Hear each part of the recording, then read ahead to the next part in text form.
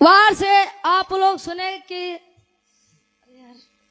कन्हैया जी से पहले बंसी विश्वकर्मा जी बनाए रहे। तो निर्माण करता रहन पहले लोहारों के चेक करबई करती चाहे जौन बनबे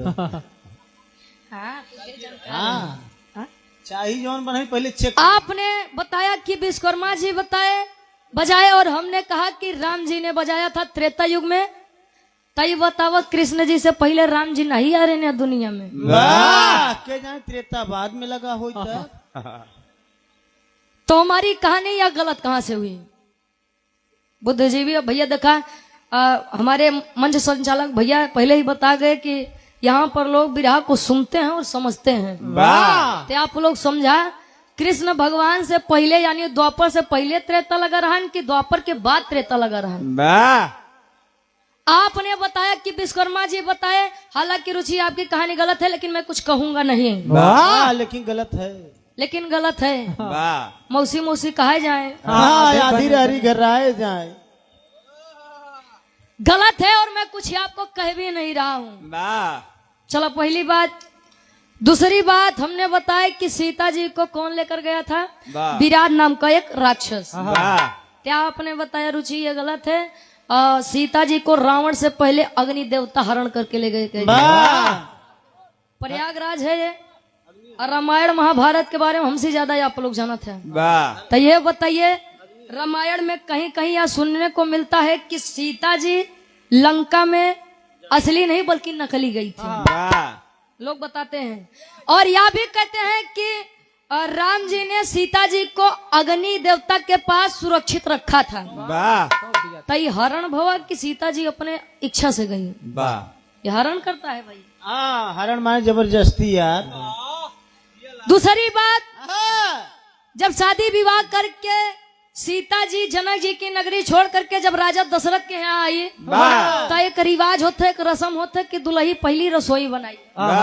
रसोई तो बढ़िया से पहली बार जब वो अपने ससुरे भोजन बनाई तो लोगों का कुछ न कुछ उपहार देते। तो सीता जी ने जब यह बनाया तो उन्होंने कहा कि ऐसा विद्वान पंडित बुलाइए जे क्यों घरे न खाए होए और न क्यों के घरे कुछ मांगे होए। उन्होंने किसको बुलाया? राजा रावण को। जब राजा रावण जी आए दशरथ जी के नगरी में तो राजा रावण जी ने एक शर्त रखा कि मैं यह भोजन तो ग्रहण कर लूंगा लेकिन मेरी एक शर्त है। कौन शर्त? कि आपको मेरी नगरी में आना होगा। सीता जी ने कहा हाँ मैं आऊंगी।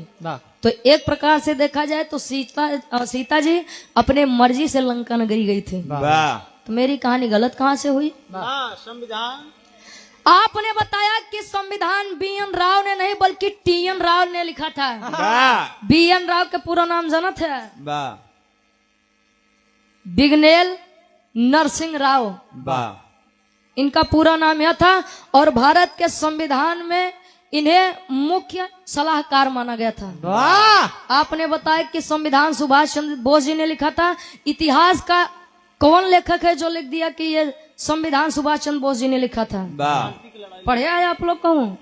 और ये आप जानते हैं तो उस लेखक का हमें नाम बता दीजिए कि जिसने ये लिखा है कि सुभाष चंद्र बोस जी ने भारत का इतिहास संविधान लिखा था। 1928 में मोतीलाल नेहरू जी ने BN राव जी के पहले एक संविधान बनाया था लेकिन उस संविधान का विरोध कर दिया गया। विरोध करने वाले कौन थे? यही सुभाष चंद्र बोस जी, पंडित जवाहरलाल नेहरू जी। पंडित जवाहरलाल नेहरू। उन्होंने लिखा हमें यह नहीं समझ में आता रामायण लिखने वाले ने लिखा है वाल्मीकि जी ने लिखा है कि सीता जी के स्तन पर चोंच मारा था वो कौआ। इंद्र के बेटवा जयंत। और तुलसीदास जी ने लिख दिया कि पांव पे मारा था। अब ये बताइए कि तुलसीदास गलत या वाल्मीकि जी गलत?